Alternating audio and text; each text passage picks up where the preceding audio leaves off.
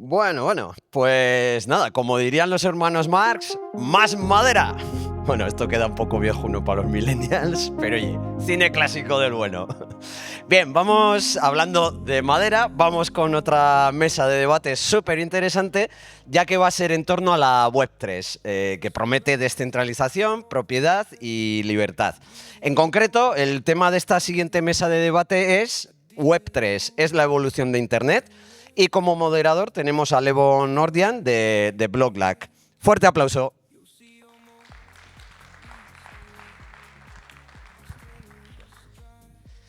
Hola, buenas tardes. Mi nombre es Levon, soy el CEO de Bloglack y tengo el placer de estar aquí y moderar esta mesa. Y vamos a abordar una pregunta. ¿Web3 es realmente la evolución de Internet o simplemente una narrativa? Ahora os presento a los ponentes. Nos acompaña hoy Carlos Callejo desde Ixora. Carlos, un aplauso, por favor. Carlos trabaja en soluciones vinculadas al ecosistema Web3 y nuevas tecnologías. También está con nosotros Isaac González. Isaac representando MedLabs. Exactamente, por favor, un aplauso. Investigador, consultor y formador de blockchain. Contamos con Ignacio Montoya. Representa C-Trading con una visión más cercana al mercado, inversión y adopción. Tenemos Sí, ya lo tenemos. Y por último, Miguel Caballero de Tutelus con un enfoque de educación, comunidad y tokenización. Muchísimas gracias.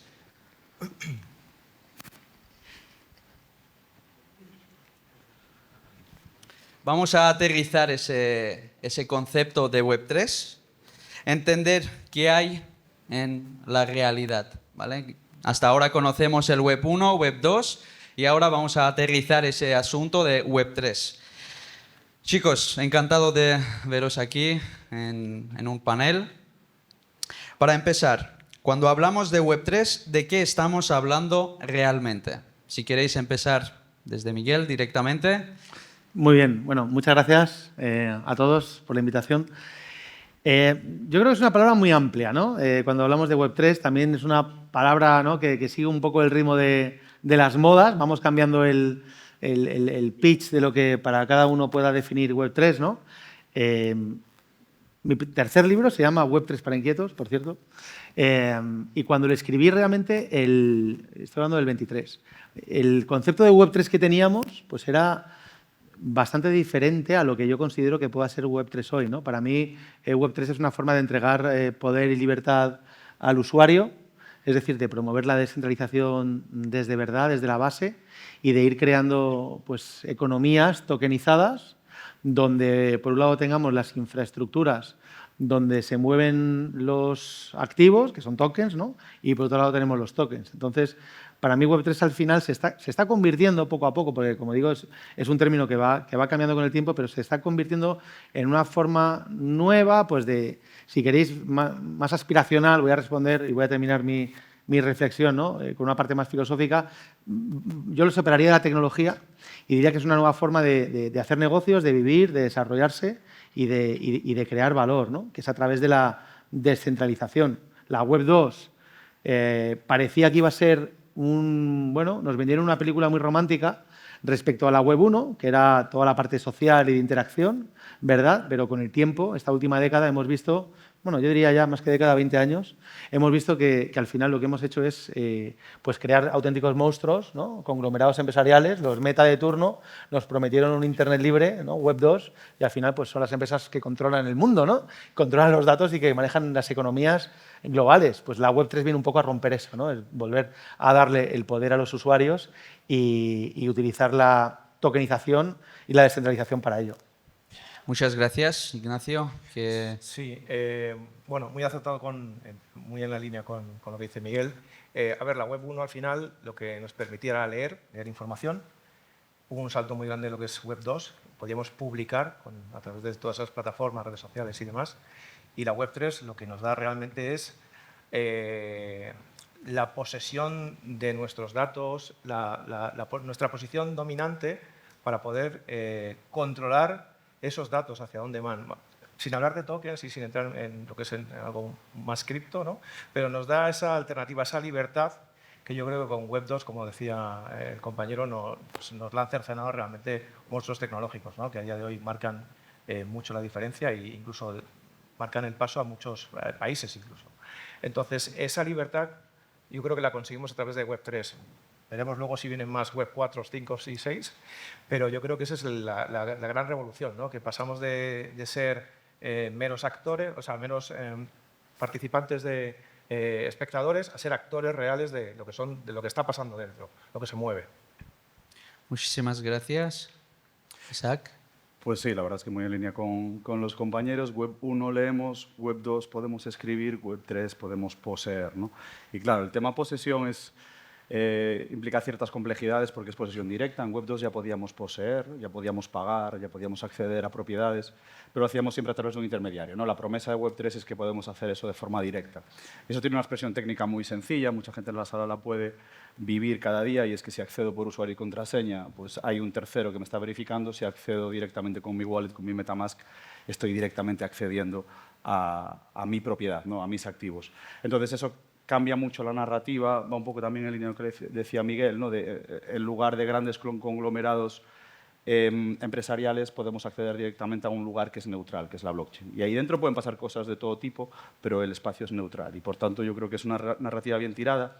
Déjame solo añadir una cosa, Web3 también es un poco una palabra maldita, ¿no? Porque los que tenemos cierta edad hemos visto cómo se ha intentado hacer una Web3, la llamada web semántica, y ese término un poco quedó en el olvido, y ahora desde cripto se recupera, y creo que con mucho sentido, porque es como una capa extra a la capa actual de web, ¿no? Así que es un término que a mí particularmente sí me parece acertado y me gusta. Muchísimas gracias, Isaac. Carlos. Bueno, poco más que añadir, ¿no? Muy en consonancia con ellos, con lo que se ha comentado.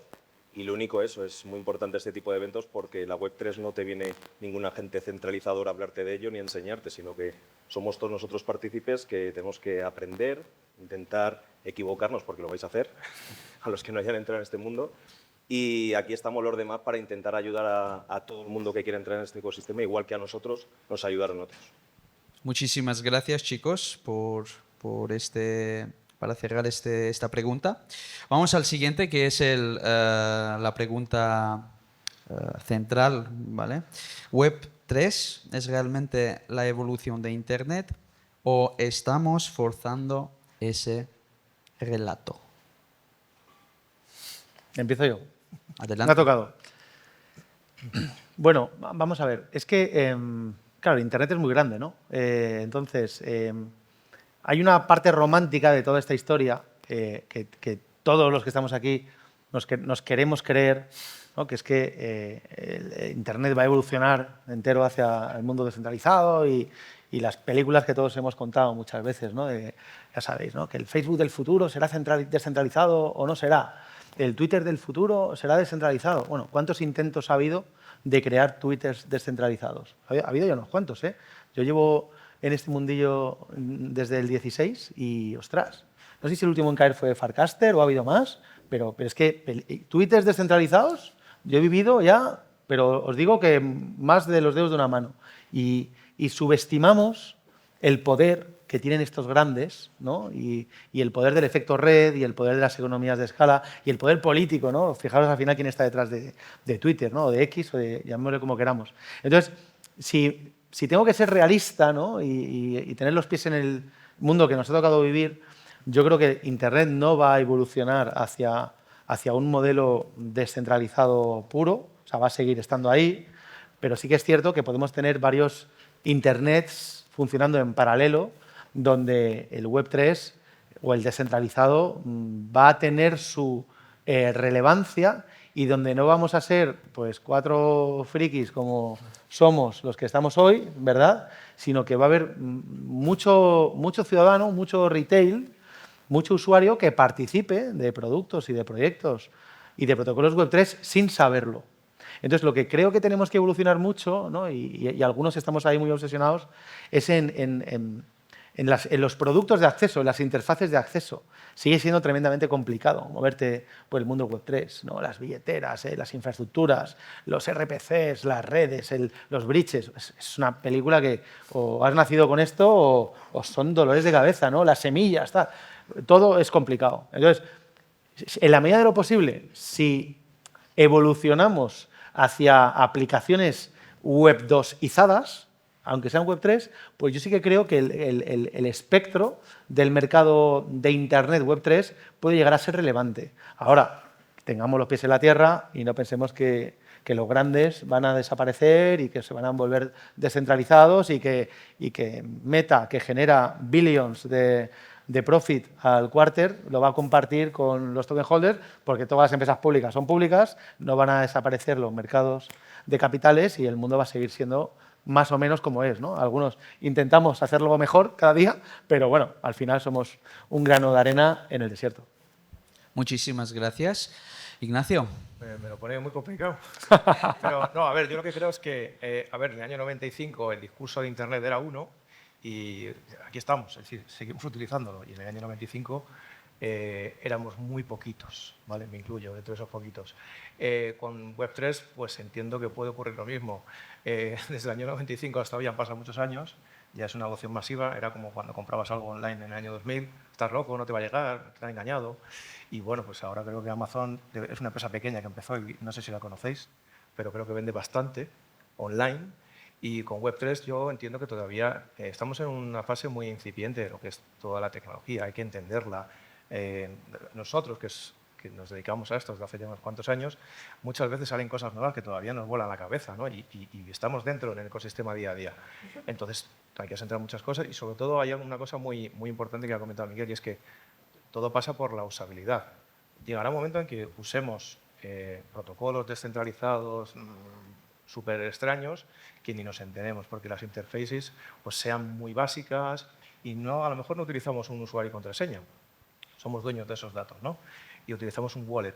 Bueno, llámalo como quieras, pero al final puedo entrar y hacer cosas, ¿no? Que es lo que busca un usuario. Y yo creo que poco a poco se irá allanando el camino. No llegaremos a la descentralización, obviamente, total, pero sí que es una manera también muy eficiente de manejar datos a nivel internos de empresas y esas empresas, esos grandes monstruos tecnológicos, que siempre digo lo mismo, al final todo lo que sube baja y no hay empresas que duren tantísimo. Ahí se han caído los on-prem de turno y nos han pillado a pie cambiado, con lo cual pueden caer otro tipo de empresas grandes también. Así que todo pasa por ahí. Yo creo que la Web3 se irá adaptando poco a poco, y bueno, llegará un momento que no nos acordemos cuándo empezamos a utilizarla.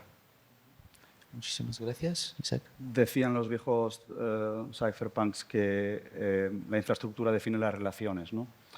Si vemos Web3 y la tecnología blockchain en general, porque Web3 no deja de ser la interacción entre la web y una capa nueva que es blockchain, si lo vemos como una parte de la infraestructura para lo que queremos hacer, que es intercambiar valor, lo que nos permite que exista una infraestructura neutral es algo muy parecido a lo que pasa con los protocolos de Internet en su día, con HTTP o, por ejemplo, SMTP es el protocolo de email, los técnicos lo sabemos.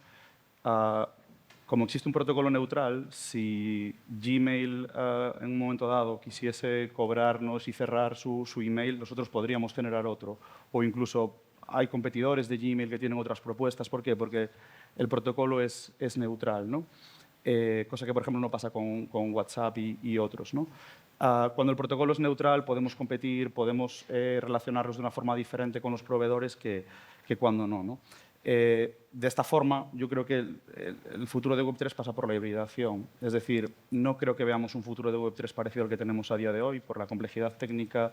Ya no solo yo creo que es una cuestión de interfaz o de usabilidad, sino del propio meollo de la cuestión. Al final, la gente no quiere tener una frase de semilla en la cual guarda todo. No todo el mundo quiere eso. Pero que eso pueda existir nos permite competir de tú a tú con otros escenarios en los que no podríamos tener eso, ¿no? Entonces, la sola posibilidad, incluso aún no usándola, redefine las relaciones de transferencia de valor, ¿no? Por eso yo creo que Web3 es tan importante, aunque el futuro no sea exactamente como lo pensamos hoy. Muchísimas gracias, Isaac. Carlos. Bueno, lo mismo que antes, muy de acuerdo, ¿no? O sea, Miguel decía, por ejemplo, el tema de dos mundos relacionados, ¿no? Dos mundos en paralelo. no todo el mundo quiere la potestad, ¿no? O la propiedad o la responsabilidad de tener su dinero, su frase semilla, etcétera, etcétera, que es donde empieza todo, ¿no? Pero también tecnológicamente pensamos, y yo creo que somos los que estamos aquí, muchos de los que nos están viendo, somos muy pesados con incidir y convencer a la gente por la tecnología, y se tiene que convencer de otra manera. Gracias a Dios, lo primero que se está digitalizando en este caso es el tema del tema de las inversiones, ¿no? Es lo que más llama la atención y eso está acercando a la gente, y luego los que conocen la tecnología ciertamente se quedan, ¿no? Porque ven mucho más de lo que es. Y yo pienso eso, pienso que va a haber unos mundos paralelos y que cada cual pueda elegir bueno, pues donde quiere estar. A mi padre no le puedes decir, mira lo bonito que es tener una frase semilla, te va a mandar a tomar por saco. O sea, es tal cual, es decir, va a seguir confiando en el banco, va a seguir confiando en un tercero. Y gente en Web3, aún así, sigue confiando en un tercero, aunque sea Web3. Entonces, va a haber ahí diferentes puntos donde va a haber cabida para todo, yo creo. Muchísimas gracias. Y otra pregunta corta. ¿Por qué mucha gente sigue usando Web3 absolutamente en todo? Empezamos por ti, Carlos. O sea, en pocas palabras. A ver, yo creo que mucho del uso de Web3 puro viene por casi una ideología, ¿no? Una forma de entender que no tenemos que depender de un tercero para hacer ciertas cosas y de que podamos tener nuestra responsabilidad el que quiera. Esta tecnología nos da pie a ello y ya existe suficiente infraestructura para ello. Por lo tanto, mi respuesta sería esa. Muchas gracias, Isaac. Hay un punto muy fuerte, y yo creo que todos lo sabemos, de especulación financiera, en el bueno y en el mal sentido, que puede tener ambos. Hay un punto muy fuerte ideológico, como dice Carlos, pero yo insisto, yo creo que la clave es, al menos desde la parte más tecnológica, el sentir el poder, ¿no? El poder de que hay una infraestructura neutral a la que podemos acceder de forma directa. Al menos a mí es casi lo que más me atrae, con todas las dificultades y con todos los trade-offs que tiene descentralizar o al menos pasar a blockchain, ¿no? Porque los tiene en cuanto a ciertas dificultades y bueno, al menos esas son mis razones principales. Muchísimas gracias. Yo voy a ser muy breve con esto porque lo diferencio entre la Web 2 y la Web 3. En Web 2, digamos que estás confinado, ¿vale? Es centralizado. Y en Web 3, si quieres, puedes, está centralizado o descentralizado. Entonces, esa libertad es la que nos da muchos por tener y usar, y cuando queremos utilizamos una parte centralizada o una parte descentralizada. Yo creo que, o sea, me quedo con la parte romántica, vaya, de cómo nos relacionamos. Muchísimas gracias, Miguel. Bueno, yo voy a ser un poco la mosca cojonera. Para mí, fíjate que, estando de acuerdo, por supuesto, con todo lo que han dicho los compañeros, creo que me gusta enfocarlo como un medio para un fin más superior, ¿no? Es decir, yo no uso Web3 porque me guste Web3. Aquí hay como varios caminos, ¿no? O sea, yo uso Web3 por un lado, o como decía Carlos, ¿no? Por fines muy libertarios, muy de controlar yo mi destino y el futuro de mi patrimonio y lo decido yo, estupendo, pero sí que es un medio para ese fin, ¿vale? O porque si me lo llevo ya a una parte más ejecutiva, más operativa, más del día a día, pues yo qué sé, pues si quiero invertir en inmobiliario y no tengo 2 millones de euros, pues o lo hago Web3, ¿sabes? O tokenizado, o no puedo invertir. Entonces, no deja de ser un medio siempre para un fin, ¿no? Muchísimas gracias. Bueno, habéis hablado un poquito de la especulación, ¿vale? Vamos a hablar qué casos de uso reales existen hoy en Web3 que vayan más allá de la especulación. O sea, hablamos cosas reales. Carlos. Bueno, pues siguiendo un poco las características que tiene la propia tecnología, bueno, pues todo lo que sea trazable, todo lo que tenga trazabilidad, todo lo que sea trazable que no tenga que depender de un tercero, que podamos todos, pues el simple hecho de mandarnos dinero, ¿no? Mandarnos fuera de la especulación, pero nos podemos mandar información y confiar en un ente común que nadie controla, entre comillas, ¿no? Y bueno, se van dando cada vez más casos de éxito. Es verdad que la especulación sigue centrando un poco el tema, pero cada vez existen más cosas de tokenización pura que no tiene por qué deberse a un símbolo de dinero, sino puede ser pues un kilovatio hora, puede ser un documento, puede ser una firma digital descentralizada, pueden deberse a otros casos, ¿no? Nosotros, por ejemplo, tuvimos un proyecto hace tiempo, que siempre lo pongo como ejemplo, porque técnicamente es hiper sencillo, que era una empresa conocida que hacía bases de concurso. Bases de concurso que son públicas, tienen que estar auditadas por un tercero, pero no es obligatorio. Entonces, bueno, pues simplemente utilizando la blockchain y con un notario certificando que la wallet que firma esas transacciones es la de esta empresa, te quitabas pues un montón de burocracia, un montón de viajes, un montón de dinero, algo tan simple como eso, ¿no? Muchas gracias, Isaac. Pues mira, en un caso de uso que a veces hablamos poco de él, que es el tema de la identidad y el decir y saber que tú eres tú.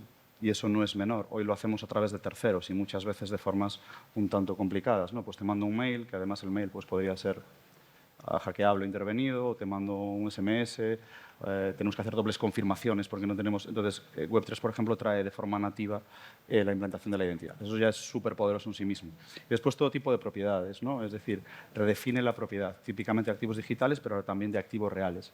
Y ahí, un poco entrando en lo que decía Miguel antes, cuando hablamos de activos reales, pues tenemos que hibridarnos con el mundo, y el mundo no es descentralizado, al menos no lo es por ahora. En algún momento puede que la administración provea oráculos o provea ventanillas a través de Web3, no es el caso. Y esa hibridación con el mundo tradicional pues, es fundamentalmente algo que está por hacer, pero que va a pasar así, ¿no? Y casos de uso, a mí, a veces escucho mucho la parte de trazabilidad como un caso de uso de Web3, y la verdad es que no hay grandes ejemplos de trazabilidad, digamos, logística, por ejemplo. Hay intentos, pero no grandes realidades. Por tanto, los usos principales son financieros y de identidad, a mi modo de ver. Es como el grueso. Y dentro de financieros, una parte puede ser especulación e inversión especulativa, que tampoco está mal, porque también tiene su lado positivo de aportar liquidez a los mercados, pero hay muchísimo más dentro de las finanzas, ¿no? Y yo creo que estamos en un proceso que viene de la DeFi, de las finanzas descentralizadas, y que vamos a encontrarnos en el punto medio entre las finanzas tradicionales y la forma legacy o la forma hasta ahora en la que hacíamos las cosas, ¿no? Y yo creo que ese va a ser el gran punto de Web3. Tokenización se ha mencionado muchas veces y es uno de los grandes ejemplos para mí. Muchas gracias, Isaac. Ignacio. Yo, ligando un poco con lo que dice Isaac, me iría, sobre todo, ligando un poco con el tema de identidad digital, ¿no? El valor que puede tener a proveer documentos sin dar todos los datos. Os pongo un caso muy tonto, ¿no? Me voy a pedir un préstamo en el banco, me piden un aval, etcétera, etcétera, que yo le pueda demostrar al banco que tengo cierto patrimonio para poder avalar eso, pero sin darle muchos más datos de los que necesita. No como ahora que le tienes que enviar 40.000 papeles, ¿no? O, por ejemplo, un caso, voy a irme de alquiler a un piso y me dice el casero que, bueno, cuál es mi histórico, si tengo fondos. Bueno, pues a través de Zero Knowledge, prueba de conocimiento cero y demás, podemos utilizar esas herramientas reales para poder ofrecer pruebas de valor sin tener que mostrar más allá de lo que es la patita. Entonces, eso creo que es muy potente porque, de hecho, ahora creo que por ejemplo, con el nuevo carnet de identidad digital que ha sacado el Estado, creo que puedes seleccionar qué datos quieres mostrar para según qué usos. ¿Por qué para entrar en un teatro me piden, no sé, por ejemplo, los años a mi hijo y le tengo que enseñar completamente todo el DNI, ¿no? Número de expedición no es necesario. Entonces, eso con la Web3 ya viene nativo. Entonces, manejamos ese uso del dato de identidad digital. Muchísimas gracias. Miguel. Bueno, yo hablaría de dos casos de uso. O sea, fíjate que este último 2 años, diría, igual que la mayoría de vosotros que estáis ya en el sector, habréis visto una explosión brutal, ¿no? de los real assets, de la tokenización de activos del mundo real, ¿no? Y no me refiero a lo que leo por ahí en los periódicos, me refiero a lo que hago, ¿no? Lo que construyo el día a día. Y veo ahí dos verticales, ¿no? Para que todos nos entendamos que es la mejor explicación de cómo está evolucionando este mundillo, ¿no? El primero es el inmobiliario, que todos lo conocéis, y me imagino que la mayoría conoceréis Rental, no sé si hablaba ya Eric o hablaba luego. Y bueno, joder, pues un vertical, ¿no? Que es capaz de crecer de 0 a, no sé dónde estamos ya, creo que unos 120 millones más o menos tokenizados. Este año superaremos los 200 millones, pero es que llevamos las últimas semanas a ritmos de 2-3 millones por semana. Entonces, es que, o sea, ahí se ve claramente la utilidad real, ¿no? de tokenizar un vertical como es el inmobiliario. Y luego el otro, súper interesante, que va a empezar a hacer mucho ruido, y lo vais a ver, en Estados Unidos ya se habla mucho, ¿no? Se habla siempre últimamente de la tokenización del equity. ¿no? Y este 2025 hasta 26 se habla mucho del equity público, porque es el fácil de tokenizar, el que ya de alguna manera pues, es líquido, ¿no?, en mercados de capitales. Soy un firme defensor de que vamos a empezar a vivir la tokenización del equity privado, ¿no? Y vais a ver cómo hay un caso de uso también ahí brutal, tanto para startups que quieran levantar dinero como otras que le quieran dar liquidez a su cap table, como que quieran monetizar vehículos tipo Phantoms, que el equity privado, la tokenización del equity privado con mercados primario y secundario, pues es la solución que todo emprendedor hemos deseado tener en algún momento de nuestra vida y no hemos tenido, ¿no? Desgraciadamente desde Europa pues esto va a costar más, pero bueno, desde otras regulaciones como El Salvador nosotros estamos trabajando y bien, ¿sabes? Entonces yo creo que son dos verticales que son clarísimos y que demuestran que esto ha pasado de los grandes players y de los grandes mensajes de los BlackRock de turno al emprendedor de Zaragoza, de Madrid o de donde sea. Muchísimas gracias. Y si la Web3 es el futuro, ¿por qué el usuario medio todavía no está adoptando? Una respuesta corta. ¿Qué es lo que está faltando ahí? Que seguramente hay aquí gente que, pues... Yo por mi parte, si me permites... Claro que sí. Complejidad técnica. Como han dicho los compañeros, estamos todos, yo creo que ya trabajando, ya nos hemos quitado esa idea de la cabeza de que la gente tiene que saber lo que es un hash y si no, no entras. Y estamos ya trabajando con otras ideas, ¿no? O otra ideología en base a eso para atraer a cada vez más público interesado. Y luego que hay un mínimo de formación por parte del usuario. Tiene que haber un mínimo y eso siempre cuesta. Muchas gracias. Y dos ideas muy rápidas. Decía Sun Tzu en El arte de la guerra, primero lento y luego rápido. Y yo creo que el rápido va a ser cuando el usuario no se entere de que lo está utilizando por debajo. Y eso es lo que yo creo que va a pasar. Es decir, que en un momento dado, toda la tecnología blockchain, esta nueva capa que llamamos Web3, va a estar en lo que usamos día a día, pero el usuario no tiene por qué darse cuenta. Y la realidad es que no tiene por qué darse cuenta, no tenemos por qué cambiarle sus hábitos. Y además, para los usuarios que tengan un poco las ganas de ir más allá, pues va a seguir un poco toda esta Web3 que conocemos hoy, de acceso directo a la capa de asentamiento, ¿no? Muchísimas gracias, Ignacio. Sí, creo que hay consensus en el tema de la usabilidad. La tecnología al final para el usuario tiene que ser transparente. Tú mandas un mail y no sabes si utilizas un TCP, UDP o un montón de palabras raros, ¿no?, tecnológicos, pero la gente sabe que envía un texto y llega al otro lado, ¿no? Entonces, yo creo que cuando finalmente logremos pasar esa barrera, ya será una adopción masiva y yo creo que necesitamos que entren players grandes para justamente poder utilizar esas capas para que el usuario final no sienta esa fricción. Bueno, yo coincido con ellos, sobre todo con Carlos, ¿no?, que os voy a contar de Tutelus y de formación en este vertical. Pero dejadme que cuente una película que cuento poco, ¿no?, ya que estoy aquí y me viene al caso, que no tiene nada que ver con cripto ni con Web3, que es una historia que me pasó a mí hace 25 años, ¿vale? Yo intentaba en aquel momento montar una... Bueno, de hecho, al final terminó yendo bien, luego con la crisis del 2007 se fue a tomar por culo, pero bueno... Imaginad una empresa intentando montar un modelo de infraestructura de telecomunicaciones inalámbrica, ¿vale?, donde podíamos enviar datos, vídeo, voz, tal. Hoy todo el mundo le llamamos wifi, ya sabemos lo que es, pero en la época en la cual no se hablaba de wifi ni Dios. Y las telcos te instalaban el router con cable, ¿no?, en casa. Bueno, en aquella época yo hablaba con las empresas, les contaba que esto se podía hacer y se reían en mi cara, ¿no? O sea, ¿qué dice este? Que transmitir datos por el aire y tal. Fue a raíz de que Telefónica empezara a instalar routers Wi-Fi, 2004-2005, cuando todo cambió, y ya todo el mundo me hacía caso y nos convertimos en la empresa más importante de España en aquella época.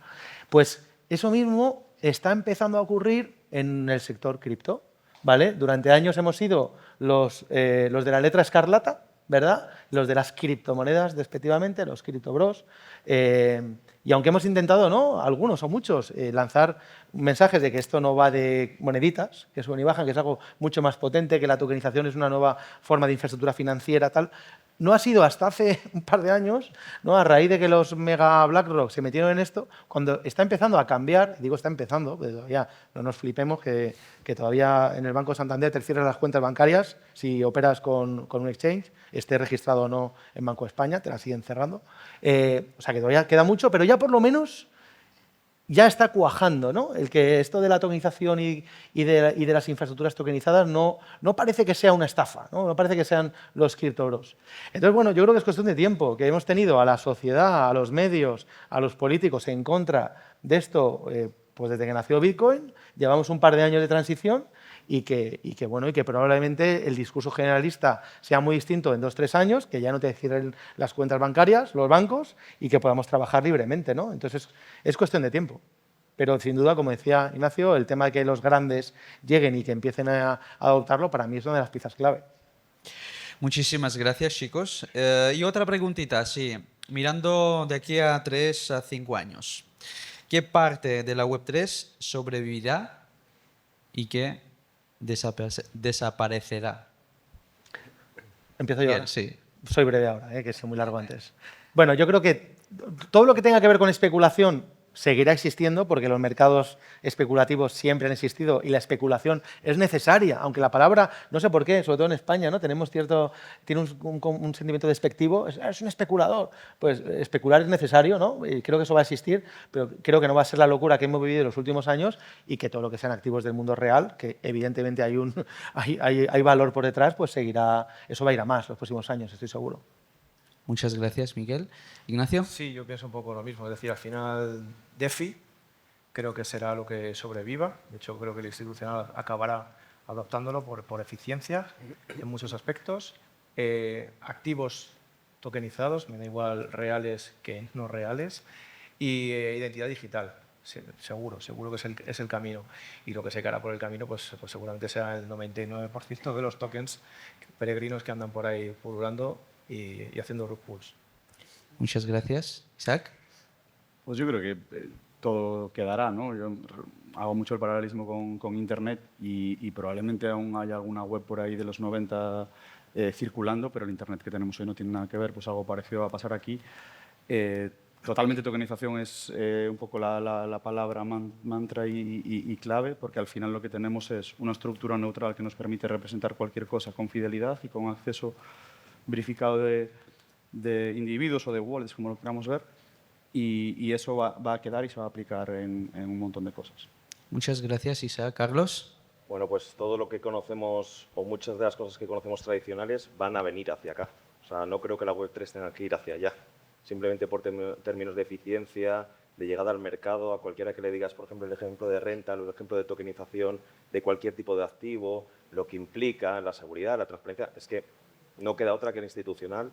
Pues fijaros hace 2 años lo que decían, 2 años, no hace más, y fijaros lo que dicen ahora para dentro de 2 años. O sea, es simplemente cuestión de tiempo de que al menos esa parte se acerque. Muchísimas gracias. Y para terminar, ¿vale? La última pregunta. ¿Qué aconsejaríais a las personas que siguen Web 1 o Web 2 para que entren a Web 3? 5 segundos cada uno.